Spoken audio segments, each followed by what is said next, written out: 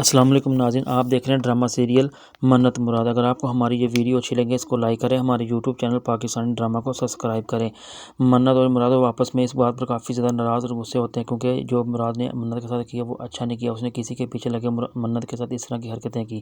لیکن جو منت ہوتی ہے وہ اپنی اس کی بھابھی منت کے پاس آتی ہے اور منت کو ساتھ لے کر واپس اپنے گھر میں چلی جاتی ہے۔ لیکن جو مراد ہوتا ہے وہ ابھی اس بات کے اوپر کافی زیادہ افسردہ اور رنجیدہ ہوتا ہے کہ اب میں منت سے معافی مانگوں، کس بات پر اور کس منہ سے معافی؟ ہو سکتا ہے کہ وہ مجھے کبھی معاف نہ کرے۔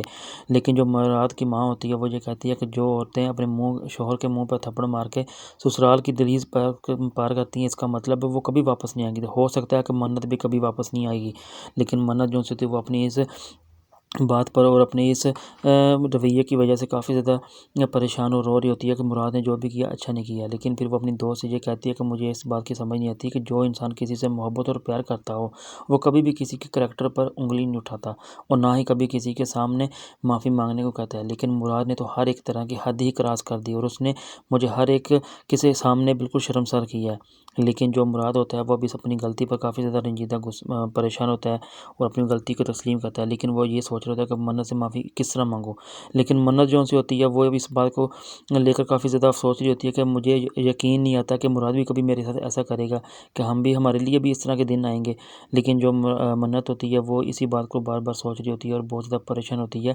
لیکن جو مراد ہوتا ہے وہ بھی اس بات کی سوچ رہا ہوتا ہے، لیکن جو سب کام کرنے یہ جو جتنا بھی مسئلہ ہوا ہے وہ سب مراد کی ماں نے کروایا۔ لیکن جو مراد اپنی دوست سے کہتا ہے کہ منت کو صرف ایک بہانہ چاہیے تھا، لیکن جب انسان کسی سے محبت کرتا ہے تو وہ اس طرح کی حرکتیں ضرور کرتا ہے۔ تو ہو سکتا ہے کہ منت نے بھی اس طرح کی حرکتیں کی ہیں جس وجہ سے اس نے مجھے چھوڑ دیا اور یہ اس کو کوئی نہ کوئی بہانہ مل گیا۔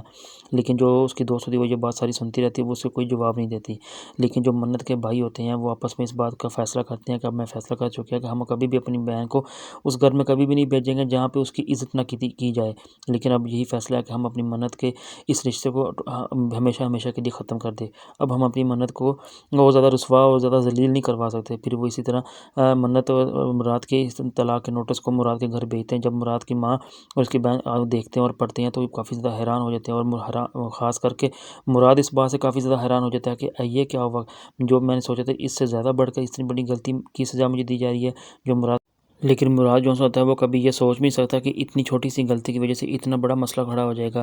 لیکن یہ بات تو طلاق کی نوبت تک پہنچ گئی، تو اب اس لیے کافی زیادہ سنجیدہ مسئلہ ہے۔ لیکن وہ اس بات کو کبھی بھی تسلیم نہیں کرے گا اور نہ ہی کبھی ایسا ہونے دے گا۔ تو وہ جو بھی ہو جائے مراد جا کے منت سے اپنی غلطی کی معافی ضرور مانگے گا۔